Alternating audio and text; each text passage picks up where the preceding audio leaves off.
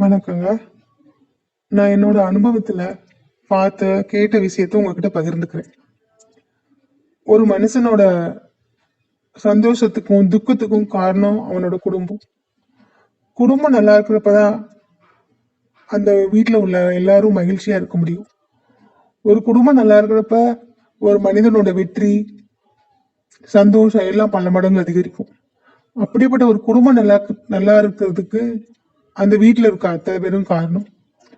குறிப்பா கணவனும் மனைவியும் ரொம்ப காரணம். கணவன் மனைவி ஒற்றுமையா இருக்கிறப்பதான் அந்த குடும்பம் மகிழ்ச்சியா இருக்கும். கணவன் மனைவி ஒற்றுமையா இருக்கதான் அந்த சூழ்நிலையில வளர்ற குழந்தை ரொம்ப மகிழ்ச்சியா இருக்கும். நல்ல சூழ்நிலையில வளர்ற குழந்தைதான் நல்ல அறிவாளியாகவும் நல்ல சமுதாயத்துல ஒரு நல்ல பிரஜையாகவும் வளர முடியும். அப்படிப்பட்ட கணவன் மனைவி ஒற்றுமையா இருக்கிறதுக்கு அவங்க கிட்ட இருக்க ஈகோவை ஃபர்ஸ்ட் விடணும். ஒருத்தருக்கு ஒருத்தர் விட்டு கொடுத்து போலாம். எவ்வளவு நாளைக்கு இங்க இருக்க போறோம்?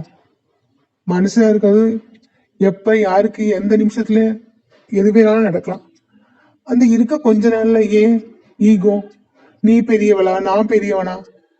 ஒருத்தருக்கு ஒருத்தர் விட்டு கொடுத்து போனா வாழ்க்கை சந்தோஷமா இருக்கும்.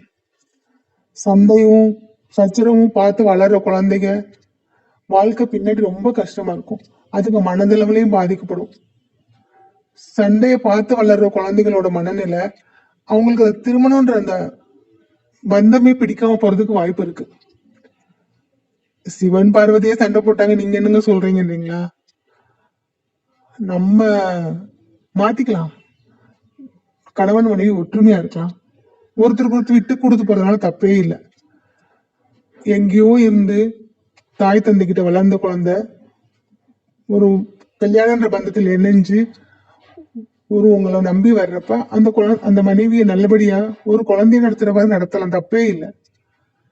நம்ம அன்பு காட்டுறப்ப மனைவியும் நம்ம கிட்ட திரும்பி அன்பு காட்டுவா. அன்பா இருக்கிற குடும்பம் மகிழ்ச்சியா இருக்கும். அன்பு செய்வோம் ராதாகிருஷ்ணன் போல. நன்றி, வணக்கம்.